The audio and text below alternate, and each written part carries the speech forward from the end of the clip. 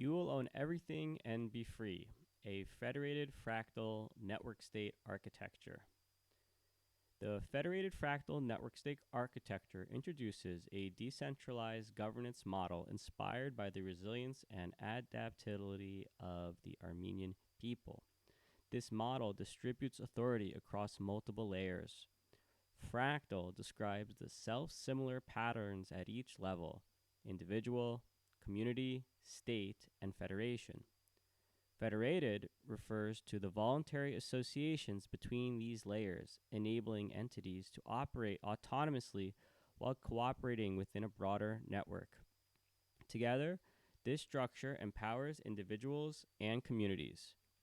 A key innovation is the receipt token, a cryptographic identifier that confirms membership, tracks contributions, and grants voting rights and access to services. This tokenized governance model ensures secure and scalable coordination, allowing the system to flexibly evolve. This architecture reduces barriers to adoption while fostering resilience, security, and innovation. It offers an alternative to traditional nation-states, enhancing global coordination, protecting against corruption, and remaining adaptable in an unpredictable world. Introduction to the network state concept. According to Balaji Srinivasan, a network state is a highly aligned online community with the capacity for collective action that crowdfunds territory around the world and eventually gains diplomatic recognition from pre-existing states. The model proposed in this paper is aligned with this definition of a network state. A network state is a decentralized digital native entity that operates mostly through digital networks rather than physical, geographically bound territories. Unlike traditional states, which are defined by geographical borders and centralized governance, network states are characterized by their resilience on technology, decentralized decision-making, and a global distributed community of citizens. Understanding the architecture of a network state requires a shift in perspective from the physical and centralized paradigms of nation states to the digital and decentralized paradigms of network states. As we delve into the specific components and mechanisms that make up the proposed federated fractal network state architecture, we will explore how decentralization works from the perspective of each major network state participant and their relation to one another. Federated Fractal Network State Architecture Overview. The proposed Federated Fractal Network State Architecture is a novel structure for a network state system consisting of four layers: an individual layer, a network community layer, a network state layer, and a network state federation layer. Fractal network state is a new term to describe the relationship between the participants within each layer. If one understands the relationship between individuals and network communities, one understands the relationship between network communities and network states, which is the same as the relationship between network states and network state federations. Federated network state is another new term which describes that network participants are voluntary federations of underlying participants in the network. A network community is a federation of individuals. A network state is a federation of network communities. This federated network state model is in contrast with monolithic network state models that are characteristic of the earliest implementations and writings on the network state concept. A monolithic network state groups all its members together, governed by the same rule set, whereas in a federated network state architecture, each network community, network state, and network state federation is capable of different forms of self-governance. Summary of the federated fractal network state structure. To imagine the proposed federated fractal network state architecture, visualize an inverted striated pyramid. Each network layer, the individual layer, the network layer, network community layer, etc., has a unique focus. These layers address different issues and are composed of different participants. Today's most common governance technology is the nation state, which can perhaps be best thought of as an upright pyramid. The masses sit at the bottom of the pyramid, and the few elites that run society are on top. Decision-making power in the nation-state coalesces at the pyramid's peak. The most powerful entities, like coalitions of states, govern the base of the pyramid, those with the least power. This pyramid iconography is incorporated into the design of the Great Seal of the United States and is prominently featured on the US dollar bill. As the hegemonic nation-state of the 21st century, the Great Seal of the U.S. significantly contains the Latin expression e pluribus unum, which translates to out of many, one. The standard explanation of this expression is that it signifies the 13 former colonies coming together to form a single nation. It is notable the base unit expressed is the state, the colonies. This iconography overtly represents a centralizing force. From a structural perspective, the network state in many ways represents an inversion of this governance status quo. In a network state, it is the individual who decides which larger forms of organization have power through the voluntary contributions of their capital. The pyramid inverts. Accordingly, an update to the Latin motto may be useful. Ex uno plures, from one, many, accurately represents the individual and their role within the decentralized network. Components of a federated fractal network state. This network state architecture has a fractal design. Let's explore each layer. The individual layer. The base layer of the federated fractal network state architecture is the individual layer, composed of individuals. This layer focuses on the individual's personal needs, one's wants and desires. The individual layer is where private property exists. It is from this layer that all rights are derived.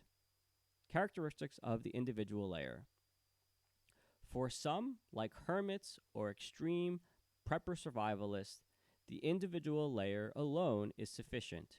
However, survival alone is not the goal of human civilization, nor should it be the goal of a network state.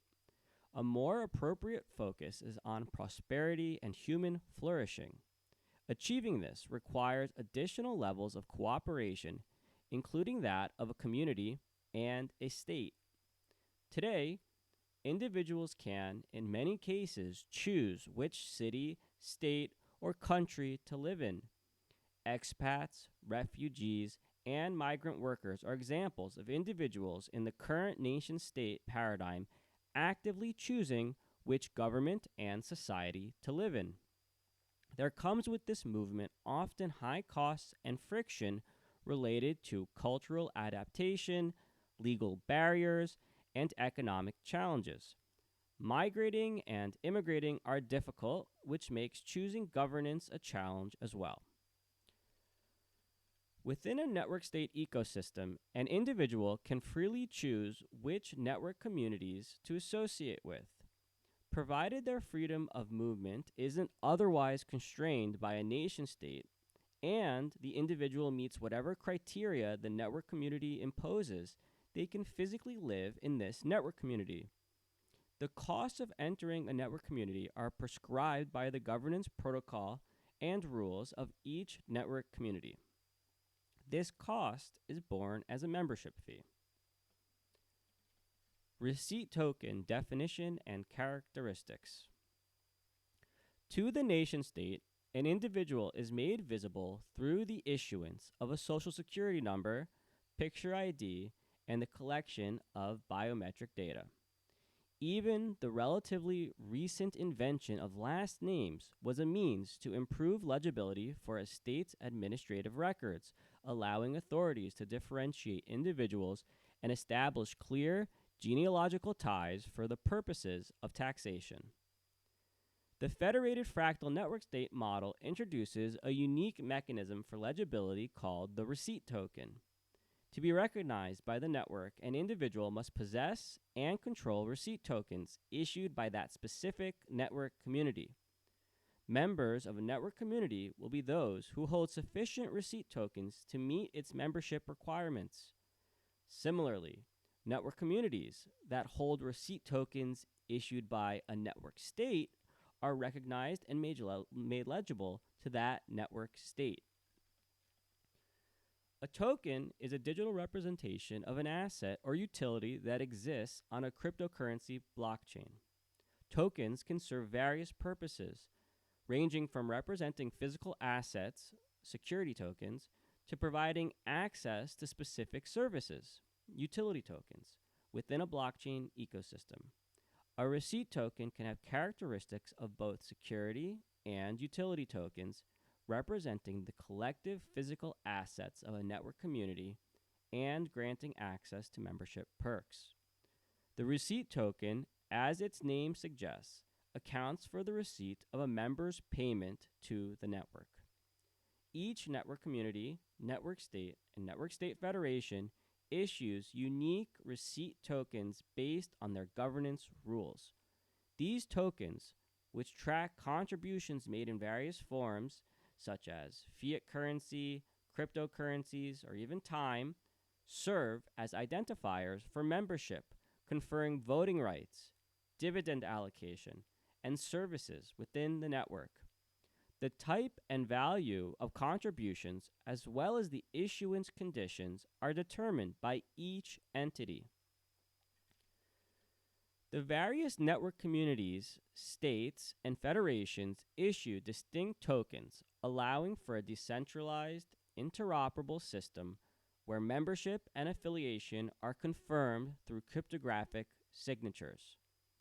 Despite using various platforms to issue such tokens, the system remains coherent to members through a wallet that consolidates tokens, dividends, and governance communications. The governance protocol of each entity decides the specific attributes of its receipt tokens, including acceptance of payments, expiration, weight, and conditions for issuance. These attributes impact network security, as bad actors might attempt to manipulate governance by acquiring large quantities of tokens. To mitigate such risks, the protocol can adjust token properties accordingly. Membership eligibility and voting rights may also vary, with some entities favoring recent contributions or a certain percentage of top holders, allowing customization to meet a community's needs. The network community layer. The network community layer of the Federated Fractal network state architecture consists of independent network communities. Each of these network communities are self-governed by their own members and their own governance protocol. Understanding the network community. A network community is similar to how one might think of a town. It is composed of individuals who choose to associate with the network community as investors, residents, and/or beneficiaries of the community. A member of a network community is a person who meets the membership requirements prescribed by the network community's governance protocol. Unlike a town, a network community can be in one location or many locations. A network community can be as small as one room in a building or multiple cities spread out across the globe. A network community is focused on the local day-to-day needs of its community. Infrastructure like roads and social services like garbage collection and policing can potentially be offered by a network community. Leadership of a network community addresses the collective needs of their specific community by determining which services are offered. The network of a community in a big city will likely differ from those of a rural hamlet. The different demographics and needs of each network community's membership base will manifest in differences in how each network community is structured and operates. Network community layer dynamics. Network communities are in competition for individuals to join their community. There exists a marketplace of ideas on how to best structure the offerings of a network community to meet the needs of its residents and members to attract growth. The network communities with the best combination of rules making up their governance protocol, services they offer, physical environment of their community, and value pricing of membership will grow and prosper. Network communities that offer too little or too much at the wrong price will be outcompeted and will need to adapt or go under.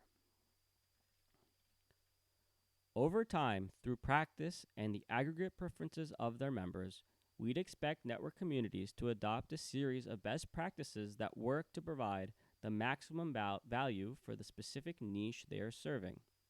The communities that have the most stable and prosperous communities as a result of their network community configuration will be the most copied and emulated by other network communities.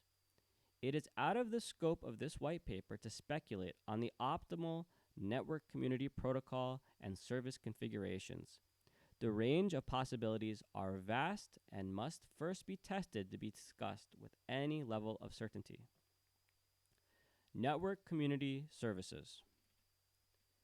Network communities can choose to offer as part of their membership various services to its members, residents, and leaseholders. These services can include public safety, such as police and firefighters, education, such as public schools and libraries, healthcare, like clinics, public health programs, infrastructure, like roads, sewage, and water, welfare services, and transportation. In the early days of a network community, the social services would be quite minimal to account for the small size of the community and the related budgetary constraints. Private companies will be encouraged to develop services such as private security, trash collection, healthcare clinics, etc. Other services can start off with informal arrangements such as homeschooling groups. In the opinion of the author, the ideal scenario is for most social services to be offered by private companies that lease network community property and offer network community members discounted rates for their services. Such an arrangement would be contractually stipulated as part of the lease. The benefit in this scenario is that market dynamics, rather than political considerations, will primarily determine the quality and quantity of the services rendered. Switching costs, in terms of the ease and speed of change, would be relatively lower compared to changing the administrative structure and personnel of a network community administered service. For example, instead of a monolithic community service administered by a network community itself, network communities can choose to lease to multiple competing service providers, ensuring even greater competition and choices for its members. Network state layer. The network state layer consists of independent network states. Each of these network states is self-governed by its own members and its own governance protocol. Understanding the network state. A network state is made up of member network communities. Just as individuals join a network community, network communities can join a network state by meeting the network state's membership requirements and paying the membership fee. A network state can be viewed as a service network, similar to airline reward programs like those from Delta or United, which coordinate with hotels, car rental companies, and other partners to offer a range of services and benefits to their members.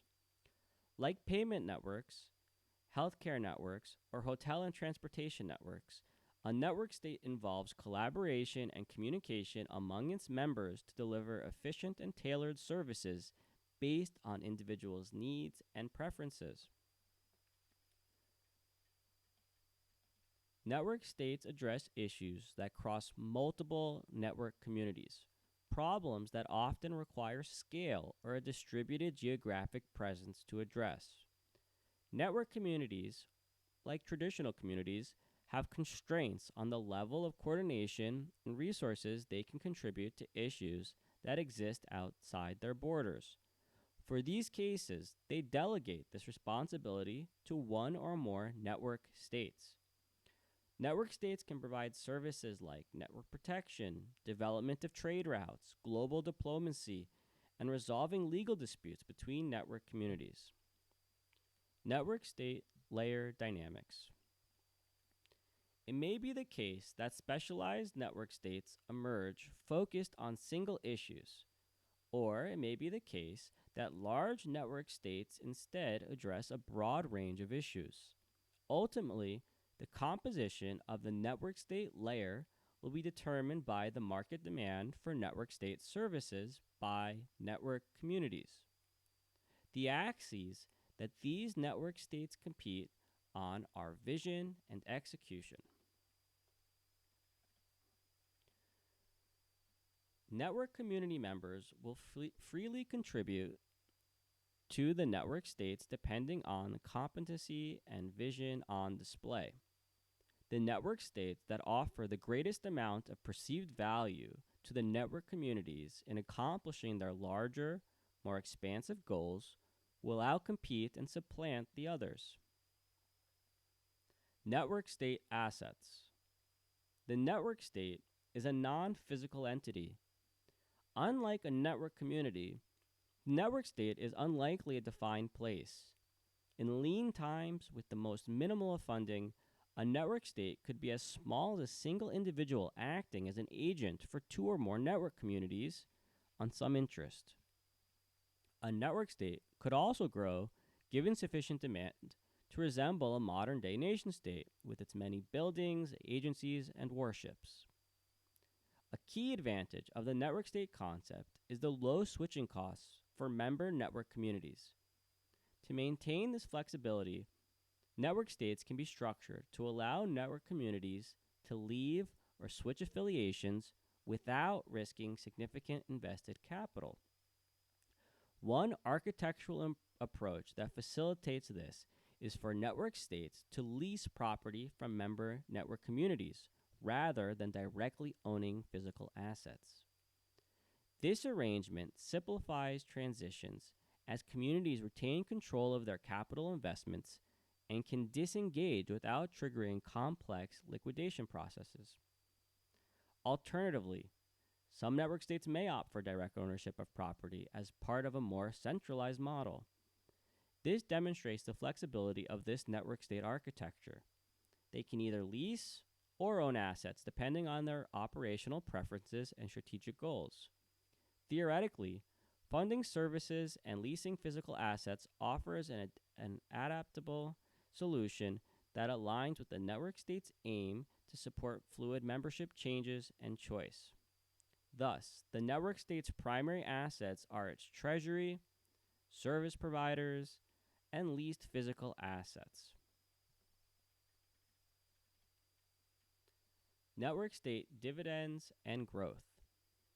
The network state, like a network community, earns revenue through their membership fees and services provided. This revenue is paid out to member network communities in the form of a receipt token dividend minus the network state's operational costs. This is the fractal nature of this architecture. The relationship between the individual members of network communities and the network community is nearly identical to that of the network state members, the network communities, and the network state. The mechanisms that delineate these relationships are the same via the receipt token concept. Network state voting rights and governance. Network states, like network communities, can have vastly different governance protocols.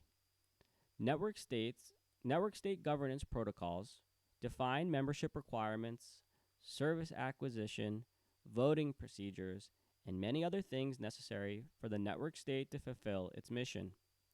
Through voting and participating in the governance mechanism of the network state, members directly and indirectly control the direction of the network state. Through voting, delegates can be chosen to manage the internal functions of the network state. Contractors can be hired, business plans can be evaluated, and so on. As with the network communities, this leadership structure would likely resemble a series of committees though any governance model can be prescribed by the network state's governance protocol as agreed to by its members. Network State Federation Layer.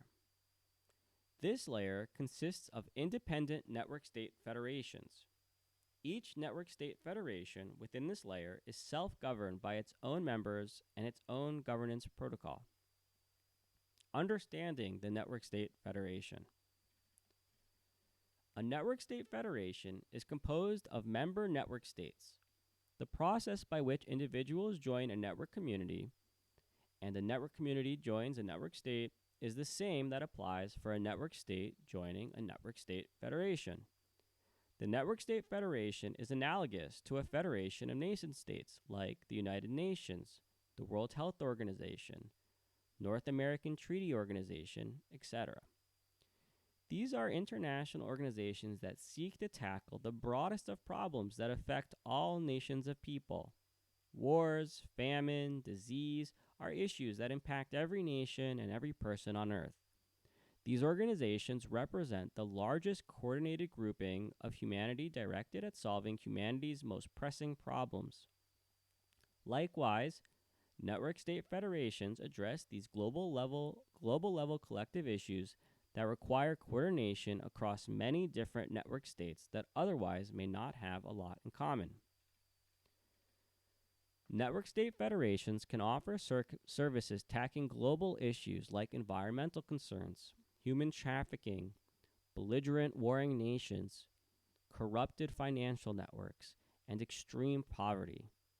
Through coordinated efforts of member network states and the services provided by the Network State Federation, standards and initiatives can be created to address these global concerns. Network State Federation Dynamics. While the problems addressed by network state federations are generally global in nature, there may not be a globally accepted solution to the problem. There also may be disagreements on how to best implement such solutions. Network state members would support the network state federations that propose solutions they most believe in. For this reason, we'd expect to form a competitive marketplace of network state federations implementing various initiatives. As with the lower levels of the Federated Fractal network state architecture, the network state federations that are the most successful at accomplishing their objectives will grow in prominence. Over time, it is plausible there would only be a handful of network state federations tasked with addressing the large, well-known concerns of humanity. It is also plausible that network state federations will be specialized, like the World Health Organization's stated focus on health and disease. If this plays out, we'd expect quite a few network state federations, each dedicated to tackling a narrow set of global problems. The fractal characteristics of this network architecture suggest that property, dividends, governance protocol, voting rights, growth, and service offerings will be similar, if not identical, for network state federations as it is with network states. I see no reason why this would not be the case. The market-based decision-making and the independence in crafting the governance protocols and rules that make up the network state federations operating procedures provides the necessary flexibility to address a wide range of our biggest challenges. As an example highlighting a global problem inadequately being addressed in the nation-state era, let's consider the blight of child sex trafficking. It is strange that in our highly technologically surveilled and policed world, child sex traffickers operate with so little fear of repercussions. There are organizations at local and international levels ineffectively addressing this issue today, hamstrung by the incentive structure. This international catastrophe could in theory be addressed by one or more network state federations. Imagine a dedicated entity such as the Child Protective Services Network State Federation receiving funds from the network states of the world to track down and bring to justice the perpetrators of sexual crimes against minors. The range of possible solutions on how to do this is only constrained by one's imagination. For instance, it is plausible to produce a bounty that financially rewards the informants, property rights enforcement agencies, and judges that bring to justice the perpetrators of such crimes. Wielding the vast wealth and resources of the member network states and their network communities, dedicated Federation Task Force, which would be service operators, can be formed internally or contracted out to find and crush child traffickers wherever they may operate. Like with all institutions within the Federated Fractal Network State architecture, if over time the Child Protective Services Network State Federation were to become corrupted in any way, the transparency of the funding and reporting mechanism, along with the competitive nature of the Federation services marketplace, would make this plainly evident to those funding it. Upstart and competitive network state federations focused on solving the same problem would widely broadcast the corruption they see in order to garner more support for their own efforts. Given the low costs and ease of transferring support and funding from one network state federation to the next, the efficient and timely movement of capital to conform to the changing network state and network state federation landscape seems highly likely and preferable to the opaque, multi-decade collapse of corrupted legacy institutions. Summarizing the Federated Fractal Network State architecture. We've now covered the 4 layers that make up the Federated Fractal Network State architecture, including their composition, responsibilities, and relationships with one another. While the specific details of how each individual person, entity, organization, community, network state, and federation can operate in such a system is incredibly complex, the structure of this architecture is actually rather simple and intuitive. Given its fractal nature, even if you understand one relationship component, for instance, the relationship between an individual and a network community, you understand the whole system. Benefits of the fractal federated network state model. If this network state architecture proves to be as scalable, transparent, and practical as I believe it to be, it could unleash a capacity building explosion in communities with significant untapped potential. We will now explore the structural and practical benefits that arise from this fractal federated network state architecture. Membership perks.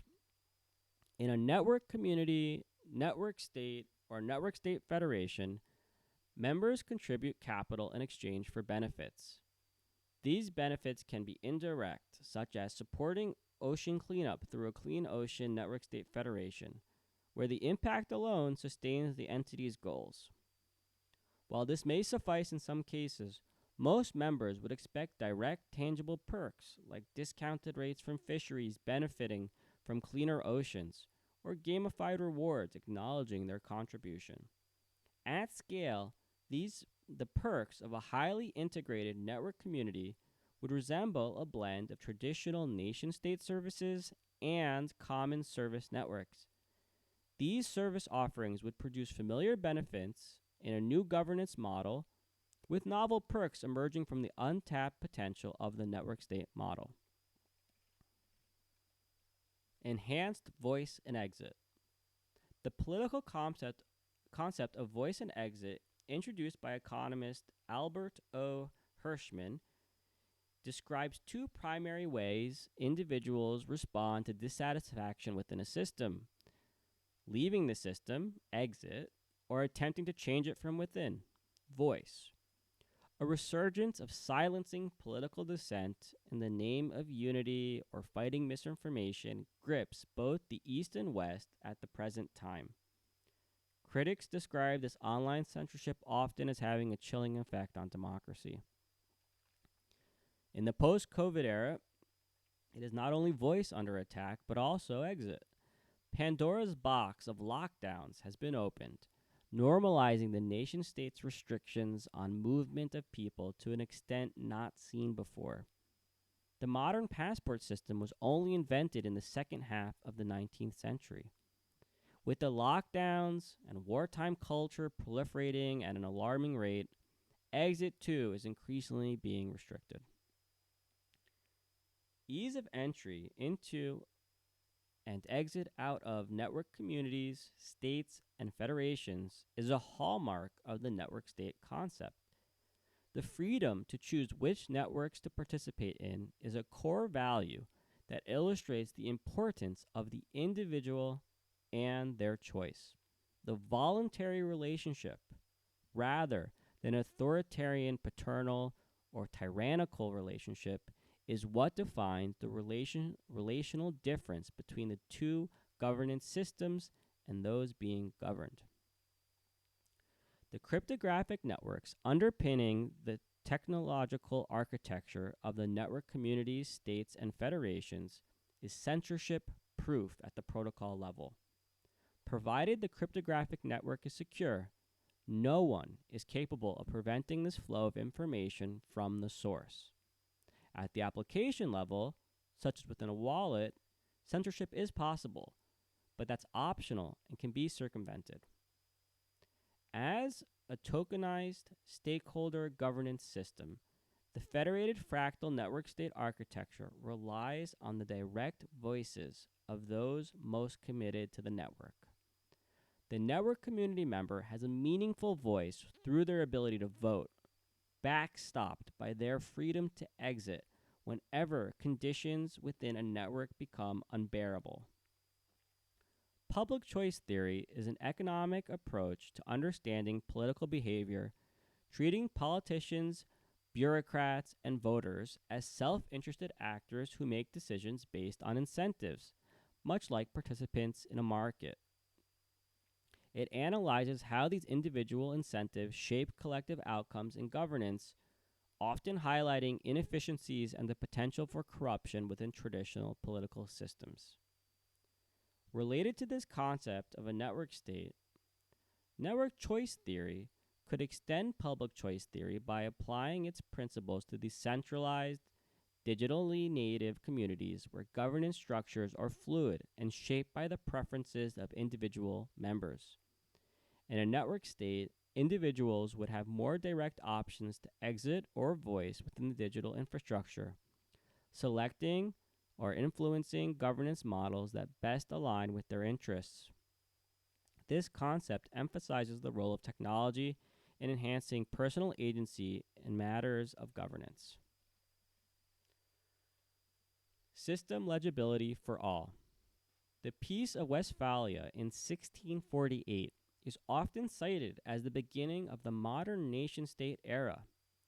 In Seeing Like a State, James C. Scott discusses how modern states increase legibility to enhance control over their populations. Scott argues that states strive to make society more legible or understandable to the state by simplifying and standardizing complex local practices. This process often involves transforming diverse local customs, measurements, languages, and landscapes into standardized forms that are easier to monitor, tax, and control. While nation-states and network states differ significantly, they do share a need for legibility when interfacing with the world. The primary legibility mechanism described in the Federated Fractal network state architecture is the receipt token concept. Network communities, network states, and network state federations identify members according to who possesses and controls an adequate amount of their particular receipt tokens. These receipt tokens are the gateway to entering and participating in the governance protocol of these entities. Without a functioning form of legibility to identify members from non-members, these decentralized organizations run the very real risk of being corrupted and/or disrupted by hostile outsiders. A trustworthy and auditable mechanism, like receipt tokens, is needed to ensure the appropriate votes and voices are being recorded by the network.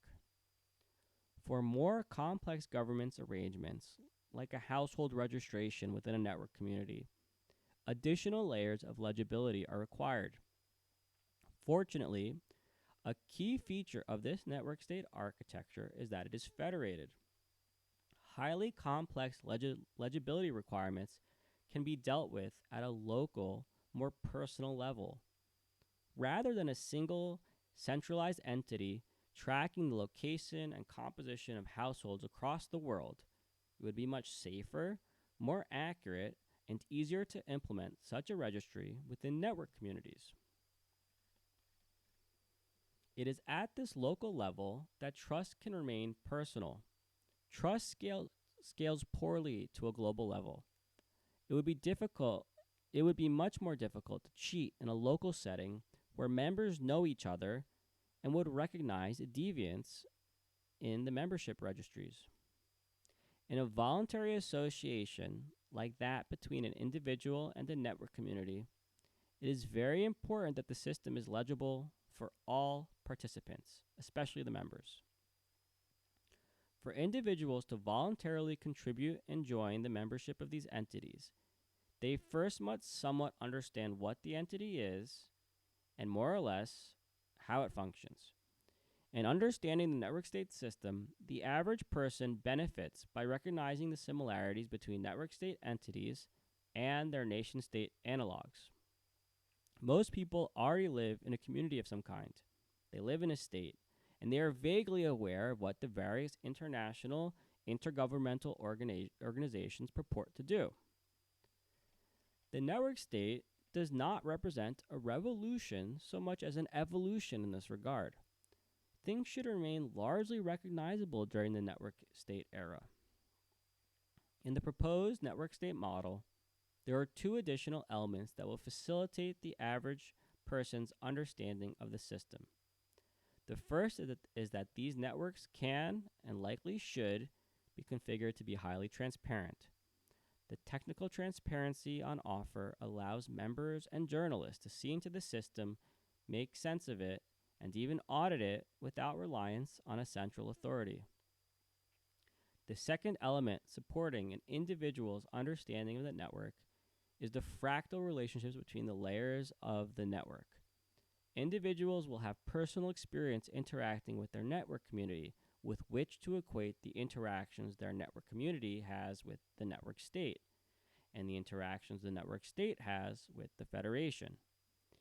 By understanding the role they individually play in the system, they then understand how the entire system structurally operates. This lack of structural complexity means the learning curve is rather shallow, making the model accessible and more likely to be adopted. A responsible implementation of the federated fractal network state architecture, in most cases, will be presented in an extremely non-technical manner. Participants need to understand the general function, composition, and rationale for the structure and the relationships that make up the network. Unless the network state is geared towards providing services to a technical subset of individuals, there is no justifiable expectation that everyone participating in the network will become an expert in game theory, blockchain technology, open source protocols, and the other numerous complex concepts that underpin this system. Scalability without sacrifice. In networks, scaling introduces trade-offs between functionality, structure, security, cost, and complexity.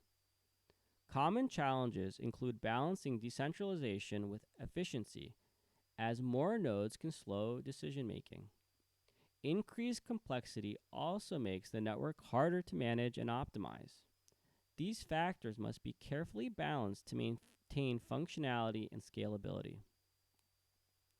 The first generation of network state models, such as Cabin, Afropolitan, and Praxis, and CityDAO, are primarily focused on either building a large global network of individuals or maintaining a local focus that only abstractly scales to deliver value to participants in other locales. I am unaware of a network state implementation that adequately addresses how it is to function at both a small scale and a global scale. The Federated Fractal Network State Architecture does this through a scaling mechanism that is structurally essential and fundamental to its performance. The network structure scales as problems scale. Small problems are dealt with at a local level of the network architecture. Global problems are dealt with at the highest levels of the network. This structure provides a clear separation of roles and responsibilities and a coherent flow of capital through the network. Build-out of the upper levels of the network architecture are not needed for members of network communities to enjoy immediate benefits from participating in the system. The network can generate value even when immature or in the case of widespread network disruption or reorganization. This network state architecture provides a scaffolding for complex coordination between network participants without the risk of losing sovereignty or invested capital. The lower levels of the network, individuals, network communities, maintain control and can adjust their participation with higher levels of the network as needed. This flexible structure prevents the network from becoming rigid, allowing it to scale effectively without getting stuck, as might happen in less advanced network models. Ease of implementation. The high level of legibility and scalability of this model makes real-world implementation easier. There are few barriers to forming a network state.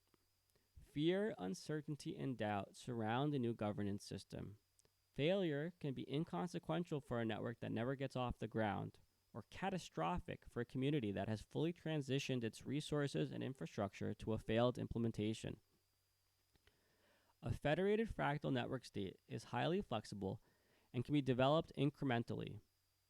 Initially, a vanguard of individuals might experiment by forming new partition communities to test network state components, starting with the network community. As the network state ecosystem matures, service providers join, either newly created for the network state or adapting existing institutions. Finally, the network state model may be fully embraced, with partners adopting innovative, technology-driven business models and governance structures, potentially evolving into decentralized autonomous organizations, DAOs, or decentralized applications, dApps. The gradual, piecemeal development of a federated fractal network state is supported by the absence of inherent technical dependencies for participants. Unlike first-generation network states with a single token, like BitNation's Pangea arbitration token, participants can freely choose which currencies to use and which cryptocurrency networks to issue tokens on. This flexibility reduces the need for consensus on a single economic system and lowers perceived risks, making it easier to onboard new participants and reducing overall implementation costs. Unlocking technological innovation. Technology unlocks the benefits the network state offers over legacy government systems, providing governance, communication, and financial capabilities. Governance protocols for network communities, states, and federations are deployed on programmable cryptocurrency networks like Ethereum. While the specific technology used aren't the focus here, the system's flexibility is key. The federated fractal network state is agnostic to which technology is deployed as long as different systems are interoperable. For example, technologies exist like wrapped Bitcoin and cross-chain bridges like the Avalanche Ethereum bridge that allows for seamless interaction between different networks. This flexibility allows for continuous experimentation and avoids the pitfalls of lock-in to a single network or protocol, ensuring that the best technology can be used as it evolves. As technology providers compete on various fronts, cost, scalability, and user experience, the network state's infrastructure will improve. From the perspective of network members, the back-end technology is largely hidden, with the user experience mediated through apps that allow participation in governance, communication, voting, and financial transactions. Network security benefits. One way to gauge a network's security is by assessing its resistance to corruption. Research indicates that corruption is more prevalent in centralized systems, where concentrated powers often lead to abuses, bribery, and nepotism, undermining the system's integrity. In contrast, decentralized systems distribute power, creating multiple layers of oversight and accountability, which makes corruption more difficult to conceal.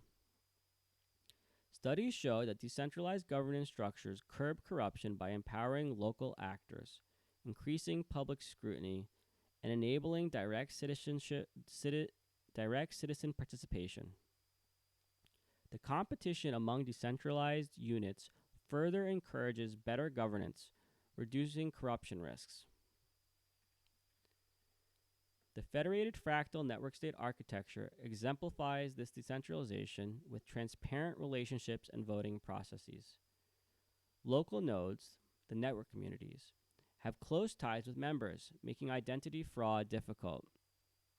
If corruption is detected, higher levels of the network states or federations, can take decisive action, isolating the problem without disrupting the entire system.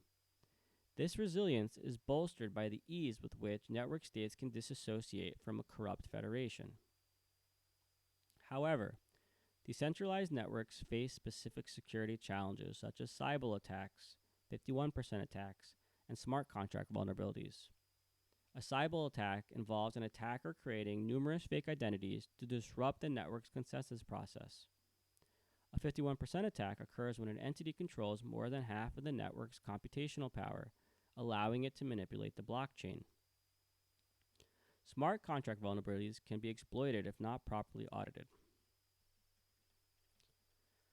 The decentralized architecture allows for experimentation and reduces the impact of security vulnerabilities, as these issues can be contained within smaller segments of the network. The competitive marketplace of technology providers ensures continuous improvement in network security. Member security benefits. For individual members, this system offers greater security through diversification. Unlike the nation-state model, where investments and residency are typically tied to a single jurisdiction, network state members can rather easily spread their involvement across multiple communities, reducing risk. This flexibility is crucial during destabilizing events, for instance, in the case of a disruptive military invasion, where those diversified across jurisdictions are better protected and readily able to leave. This reasoning leads some people to pursue multiple passports, a strategy known as flag theory. The idea is to plant flags in various countries for purposes like residence, business, banking, and citizenship, which helps diversify and reduce reliance on the laws and tax systems of any single nation. The network state model offers the flexibility to relocate as situations change without the need to start over from scratch. Mainstreaming the adaptability alone justifies adopting such a model. Similar to the appeal of Bitcoin, where one could imagine distressed ancestors safely transporting wealth with a memorized seed phrase, the network state advances this concept by actively protecting members. Through residency, physical protection, income, and other network benefits, members can more safely switch jurisdictions with less friction. Participation in multiple network communities spread across different locations builds redundancy and resilience. If one community fails, members have fallback options. Network communities may also operate in multiple jurisdictions, offering these security benefits to their members. Network states could address humanitarian needs during crises like war or famines, coordinating efforts to relocate and resettle members and non-members alike. This governance system empowers individuals with the flexibility and support to confront destabilizing situations, providing a network that can decide whether to fight or flee and offer assistance as needed. power distributed to communities and individuals. In a tokenized stakeholder governance system, those with the most invested have the most voting power. This weighted voting system, likely to be used by network communities, network states, and federations, aligns incentives by giving the greatest influence and stewardship to those most invested in the network, those holding the largest number of receipt tokens. Instead of having an opaque system where it is not clear where power lies and only a select few elite power brokers can navigate, the transparent and rules-based power distribution of the proposed network provides a legible, highly aligned, and relatively simple to understand system. The network state model is flexible to accommodate all sorts of voting systems. Participation in these networks are voluntary. Those concerned by the less than egalitarian stakeholder voting mechanism can choose to not participate in such entities. According to the principle of subsidiarity, which prioritizes delegating power to the smallest and most local units capable of handling it, the network state structure allows for more effective and context-sensitive governance by empowering local entities over central authorities. This level of autonomy empowers members of the network state ecosystem to build their own communities, tackle the problems they face, and ultimately shape their own destinies. Financial autonomy. As power becomes more distributed to individuals, finance and banking are likely to transform in the network state era. A shift away from traditional corporate financial services towards community-driven models is expected. These decentralized financial systems offer increased autonomy, resilience, and the generation of community wealth. By allowing communities to control their own financial infrastructure, such models enhance financial sovereignty, reduce reliance on centralized institutions, and promote sustainable economic growth within the network. Decentralized finance, DeFi, platforms empower communities by providing access to financial services without the need for traditional intermediaries, thus enhancing financial sovereignty and reducing dependency on large centralized institutions. The interest and value generated within these decentralized systems are captured and reinvested by the community itself, rather than being extracted by external corporate entities. This model ensures that the wealth generated within the systems, within the community, fostering local economic growth and allowing for reinvestment in the communal projects initiatives, thereby promoting long-term sustainability and economic growth within the network state. Compounded over time, such a change has massive ramifications for the power dynamics relative to the current established order. Coordination and trust between parties. In any group, whether newly formed or well-established, coordination issues arise that must be addressed by a network state's governance protocol. Distrust, which increases with the size of the network, can hinder coordination. Network states built on cryptocurrency networks are designed to function in distrustful environments, as seen in the Bitcoin miner network's game theoretical model. However, human interactions are more complex than those of mining nodes, requiring the network state to coordinate diverse parties effectively. Decentralized networks have an advantage over centralized ones in addressing these challenges. Centralized systems often require coercion to achieve compliance, whereas decentralized networks are voluntary and rely on the collective being attractive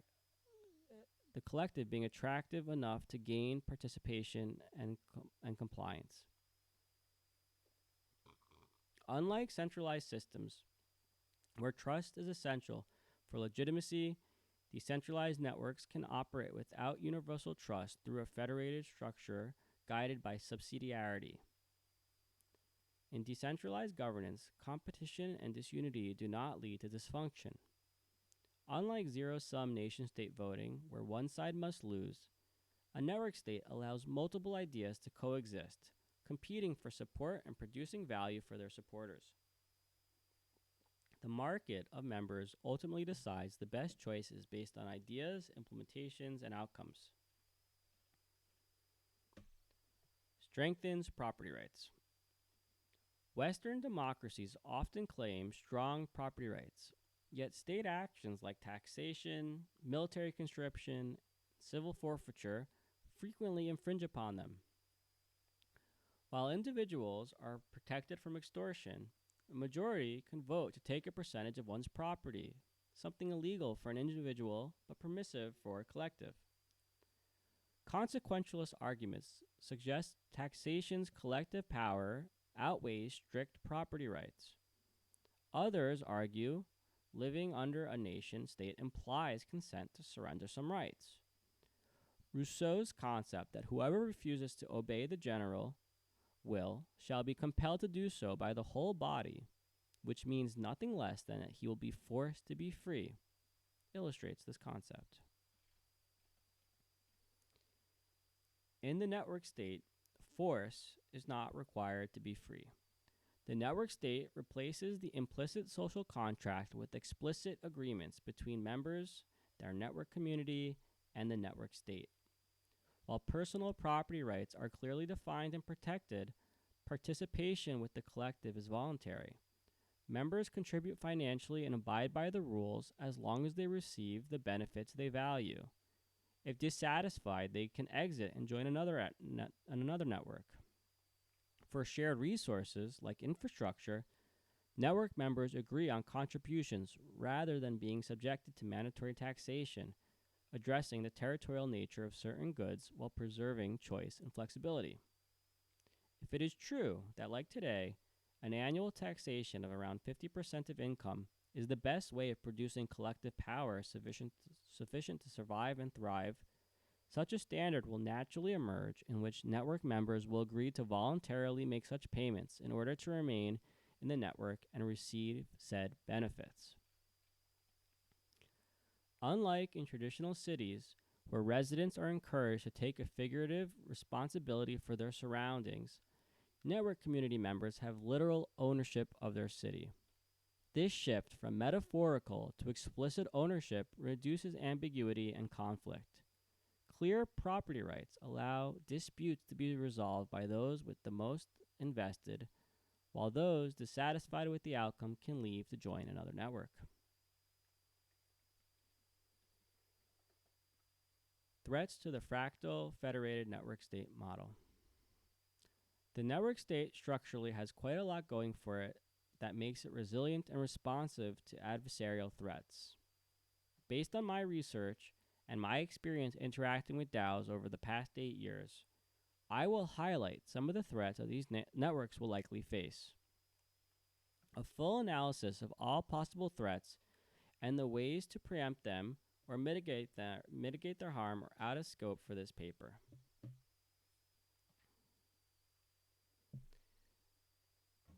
Media is the kingmaker.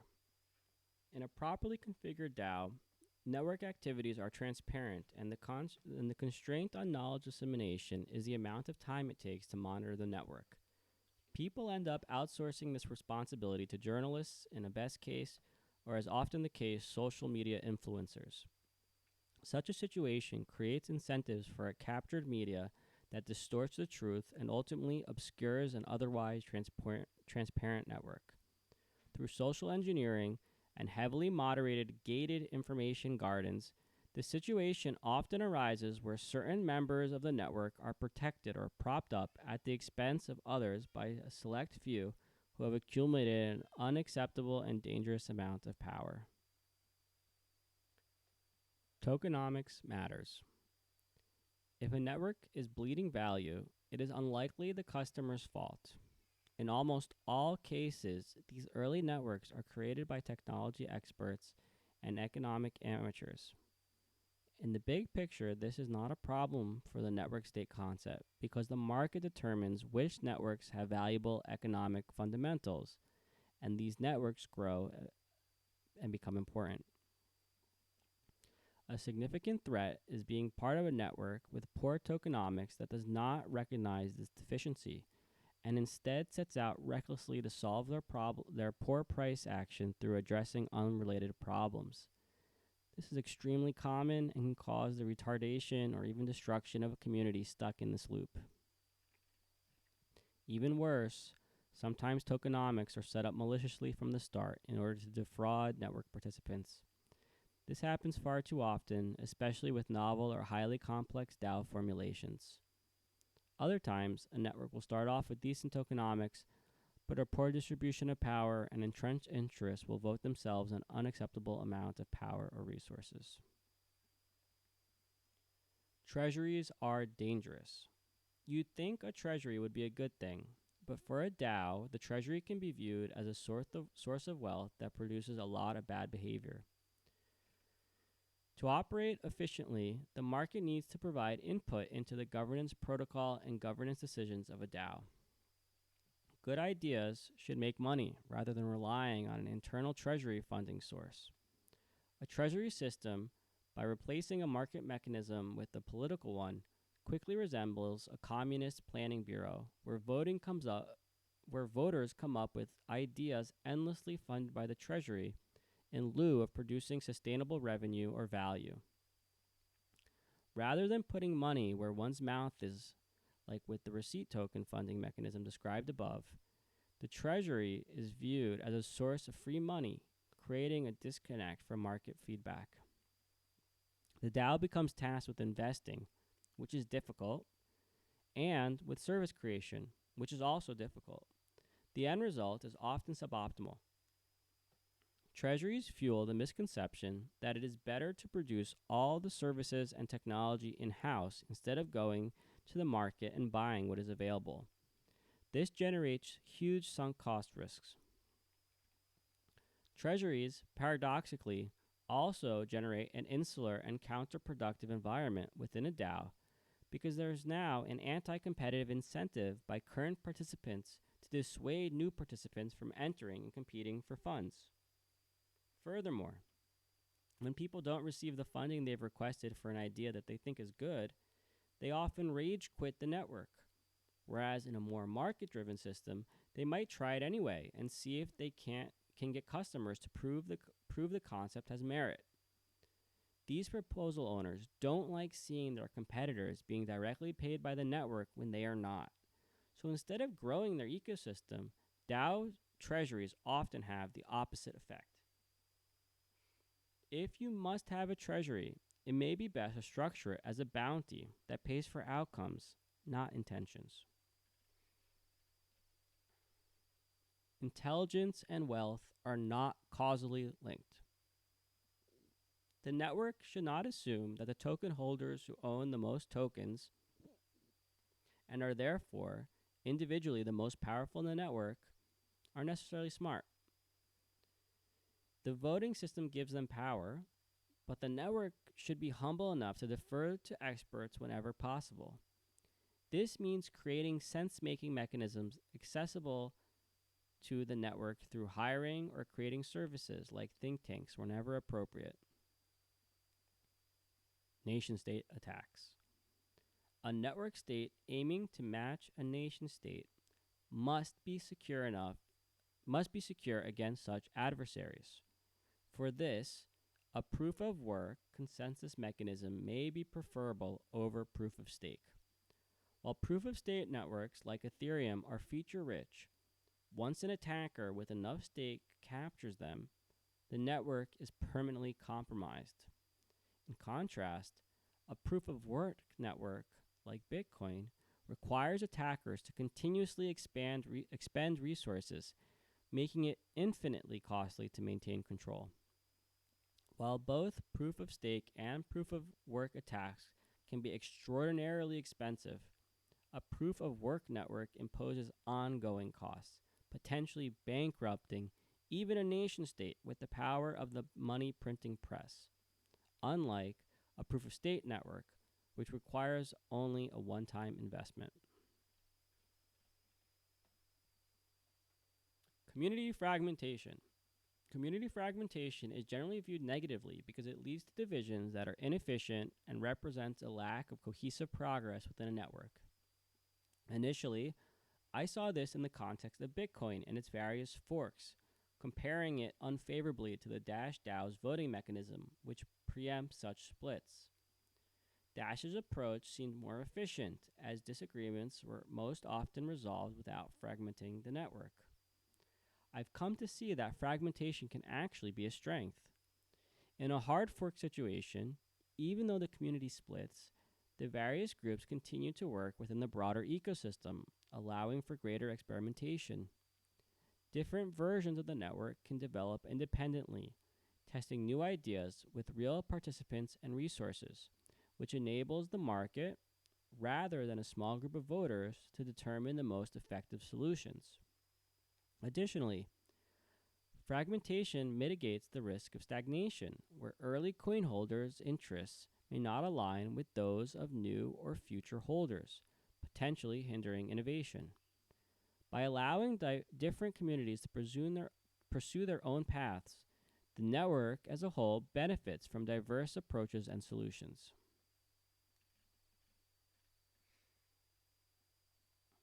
Conclusion. The vanguard peoples that employ network state governance technology will lead in this coming era akin to those nations quickest to adopt gunpowder, the printing press, radio, and television.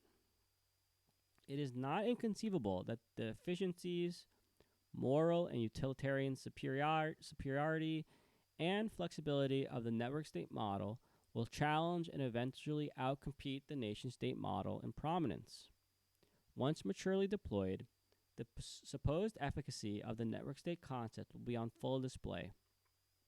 If this governance model translates to a better life for individuals and humanity more generally, I suspect we will see a rapid adoption of this governance technology across society in both expected and unpredictable ways.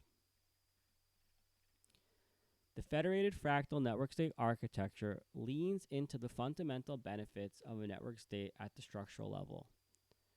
Through the values of transparency, subsidiarity, accountability, competition, interoperability, agency, autonomy, and sovereignty, this network model demonstrates a clear path forward that will transition us from the network state concept to the network state reality. The building blocks for this reality are mostly available and ready. The technology, service providers, communities, properties, and leaders necessary to bring this into existence are already among us. Now that there is a coherent framework to relate all these items through this newly presented architecture, we can get to the hard work of banding together to form network communities, network states, and even network state federations to address the problems of our times. It is my sincere hope this architecture plays a role in the creation of such a reality, and I will be doing my part for my community. If you are so inclined, please reach out to collaborate with me. Appendix. A hypothetical example of an Armenian network state. The concept of the Federated Fractal network state architecture emerged from the ambition to apply the foundational principles of Bitcoin and the network state to the Armenian people, who are both well positioned for and in need of innovative governance technology. Though I've been thinking through this problem for the better part of 10 years, it was not until I viewed the network from the perspective of a network community member did the pieces fall into place and the resolution of the idea have the necessary fidelity to write down and share. What follows is the hypothetical ecosystem that spawned this paper's architectural concept. I am developing the following network community configuration for implementation and testing as an independent extension of the Tennessee Highland Project. Private property in a network community. Let's imagine a network community composed of Armenian Americans and their collaborators in the Upper Cumberland region of Tennessee in the newly formed town of Ani. The protocol that governs Ani begins with an individual's property rights. A network community covenant attached to the property deeds within ANI governs the bounds and types of property rights that are permitted. People, including owners of private property in ANI, will have the choice to be a fee-paying member of this network community. Members of ANI will receive benefits such as voting rights, social services, priority investment opportunities, and network community dividends. Each year, a baseline membership fee is established by the governance protocol of ANI. For example, it can be that $1,000 worth of ANI tokens, this network community's receipt token, need to be purchased per registered household to become or maintain membership to ANI. The network community creates new receipt tokens to be purchased for this purpose. This fee can be paid out of pocket or deducted from the network community dividends earned by the receipt token holders. The first class of property in ANI is privately owned dwellings, houses, apartments, etc. These are non-commercial homes, though short and long-term renting would be permissible. Private property in ANI has very strong property rights. Unless specified in a deed through a buyback clause of some kind, the concept of eminent domain is non-existent. Likewise, property taxes, to whatever extent it is legally possible in the larger jurisdiction of the county or state, will not be imposed on the property. The network community membership fee, unlike property taxes, is entirely voluntary and has no impact on ownership rights or private property. Network community property. The second class of property in ANI is collective network community property. All commercial real estate within ANI will be owned and leased out by the ANI network community. The network community will decide what sorts of commerce it wants within its network. Properties are acquired and developed upon the recommendation of network community members or delegates, such as the Development Council. Capital is raised and a commensurate amount of receipt tokens are issued. For instance, to build a $10 million hotel in ANI would require $10 million of assets to be raised from the membership base of ANI. In return, these members would receive $10 million worth of receipt tokens. ANI token holders will get to define the feel of their city by determining what sorts of business and services they want offered in their community. In this way, unless it is the wish of the community, you will not have a situation where you have a junkyard next to a hotel. This is analogous to the current permitting process for current towns and cities.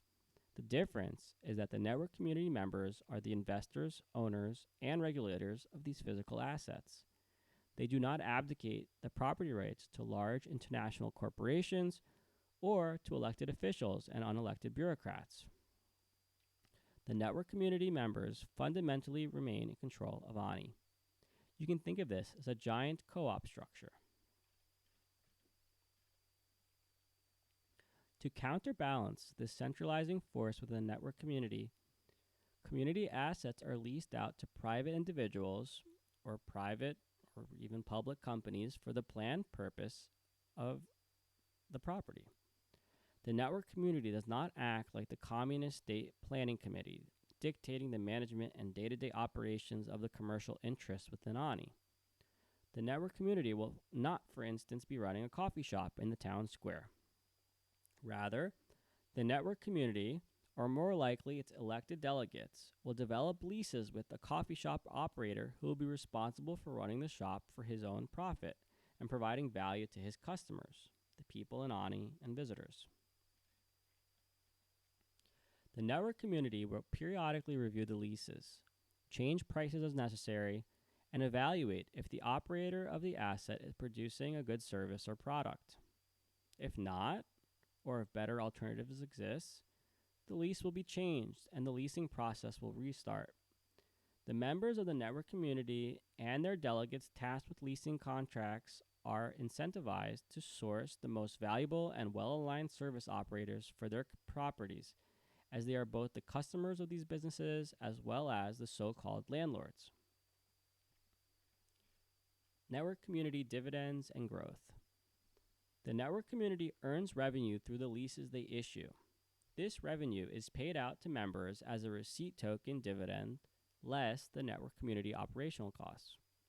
Operational costs would include payments to delegates for their service in various councils, in-house network community service delivery costs, network state membership fees, and possibly an emergency treasury fund. In this way, the ANI token can be thought of as a revenue-producing asset-backed receipt token, or a tokenized REIT. In the case of ANI, there is a single receipt token that is acquired through direct investment or membership dues. This receipt token is backed by all the property owned by this one network community. In ANI, members receive dividends proportional to the amount of receipt tokens they hold. A member who holds 10% of all ANI tokens will receive 10% of the dividend payouts. Members receiving dividends can choose to hold them as unrealized gains, reinvest in future capital raises, cover their membership dues, or realize their gains. These payments will be made via a monetary cryptocurrency like Bitcoin Cash to members' wallets. This same wallet also holds members' receipt tokens by which they are identified by the network and are able to vote and otherwise interact with the network community as defined by ANI's governance protocol. It is interesting to extrapolate how this funding mechanism would grow such a network community over time. Compounding fees and investments made to the network community should theoretically increase its value and dividend yields. Supposing these dividends are reinvested and or the network community is successfully able to attract additional capital, one can imagine prolonged growth of the network community's influence and appeal. There will likely be an equilibrium point reached between the asset holdings, new investments, and the services being provided by the network community, at which point further investment yields negligible marginal utility to the network community. This point will be determined by a great number of factors, including the network community's demographics, its physical location and constraints, the global and regional economic situation, as well as many other variables. Network community voting rights and governance. ANI has a governance protocol that stipulates that ANI tokens holders can vote on changes to the governance protocol and on what investments the network community will raise capital for. This tokenized stakeholder governance has been implemented with success by a number of high-profile decentralized organizations, including the accountless exchange Shapeshift, founded by Eric Voorhees. There are a vast number of ways for a network community or network state to configure their voting process. Frequency of votes, vote weightage, delegation of votes, and vote passage thresholds are just some of the many variables that make up the voting process of a network community or network state. In ANI, there will be an annual vote where the ANI token holders decide on proposed governance rule changes and elect members to serve various committee and leadership roles.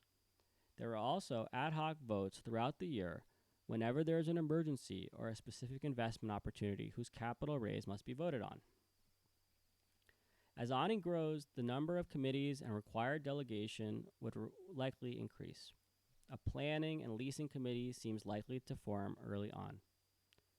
One would also expect a committee to form to interface with the outside world, such as with the local or regional nation-state government in which the network community operates. Such a committee would also interface with the network states that they are members of. Other plausible committees would be a public relations and or marketing committee. All service providers by the network community also would likely be governed by a corresponding committee. Network communities that come to offer a full suite of community services would have a highly complex series of committees responsible for the administration and delivery of these services, more or less resembling the current structure of a local municipality. In ANI, one receipt token equals one vote. Those that have invested the most into the network and those who have contributed the longest to Ani will have the greatest say in how the community is governed and what the network community invests in. This voting system is less egalitarian than one person, one vote, as is most common in Western nation-state democracy. The benefit of moving to weighted voting is it closely aligns the capital investment of the community with its governance. Those that have invested the most in Ani contribute the most of the decision-making. This minimizes the need for wasteful lobbying or vote buying by entrenched interests like in today's system of governance. People who favor the more egalitarian models fortunately have choices. They can choose to join another network community that uses a one-person, one-vote voting model. In Ani, which won't, they can lobby large receipt token holders to delegate their voting power to them. They too have the option to live in Ani, but choose not to pay the membership fee and not accrue additional voting power. And they can take this one step further and sell whatever existing receipt tokens they may have as a way of exiting the governance system of Ani completely. The case for competing Armenian network states. While the network community of Ani is tasked with dealing with the needs of its members in most day-to-day matters, there are issues that extend beyond their local community that matter to their members. Suppose Ani wants to protect Armenians worldwide from the risk of genocide and ethnic cleansing. Since this concern goes beyond Ani's borders and affects many Armenian network communities, it could lead to the formation of a network state focused on protecting Armenians from such threats. An Armenian protection network state would use all the available tools to deter genocide and protect Armenians. These measures could include diplomatic and legal support, physical security, economic hybrid warfare, relocation assistance, humanitarian aid, and a host of other measures prepared for such contingencies by the network state and its member base of network communities. There are many such plausible network states that could form, transforming the pent-up potential energy of the Armenian community into action. Given the disagreeable nature of Armenians, we'd expect many competing network states approaching similar issues with different solutions and philosophies. To illustrate this, one could imagine a stratification of Armenian society along the Marxist lines of capitalists and socialists, as remnant of the Cold War educational systems of the Armenian Soviet Socialist Republic and the West. While this taxonomy is in many ways nondescript and needlessly divisive, it remains a persistent model nonetheless. Emanating from the capitalist segment of Armenian society, one would expect network states focused primarily on members' properties rights. From the socialist segment of Armenian society, there would be network states focused primarily on equity.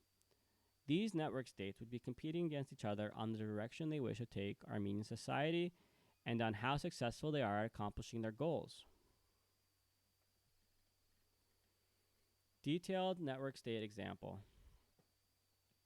Imagine an Armenian merchant marines network state that serves Armenian society by establishing protected trade routes and fostering diplomatic and economic opportunities, similar to a modern-day East India Company and the historic Armenian Madras traders.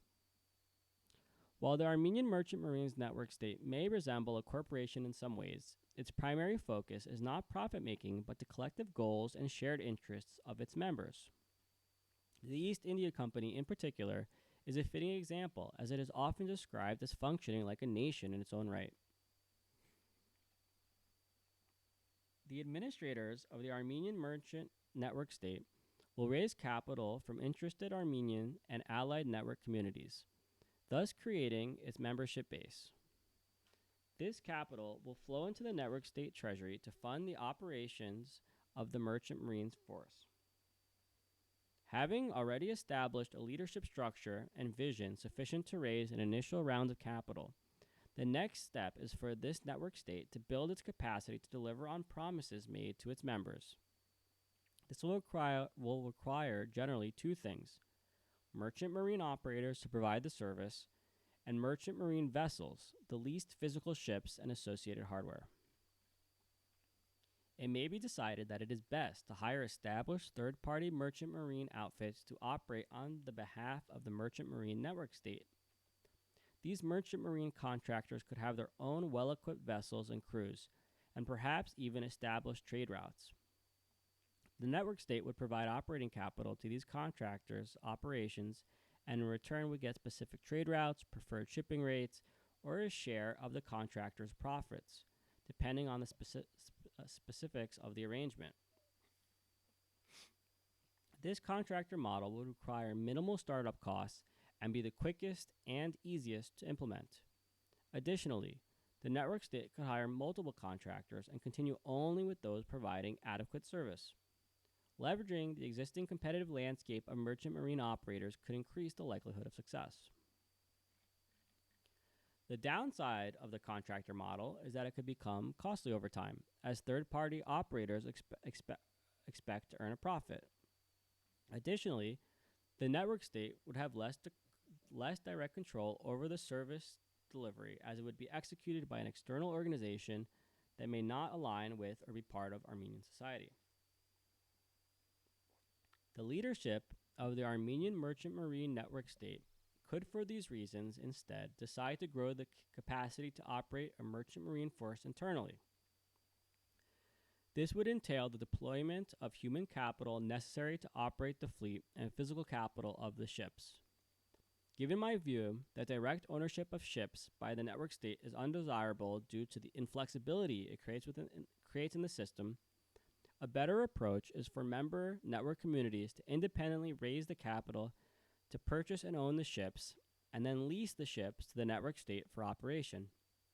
This way, the merchant marine force is owned by the network state participants. If they lose confidence in the network state's objectives or leadership, they can withdraw support, lease the ship to another entity, or sell it to recover their investment. After leasing ships from their network community members, the network state would decide whether to operate the ship directly or through third-party operators. Funding for the leases and operations would come from membership fees and/or revenue generated by their merchant marine services. Employing and managing service providers directly within the network state, especially from the larger Armenian community, would likely ensure closer alignment with member network communities.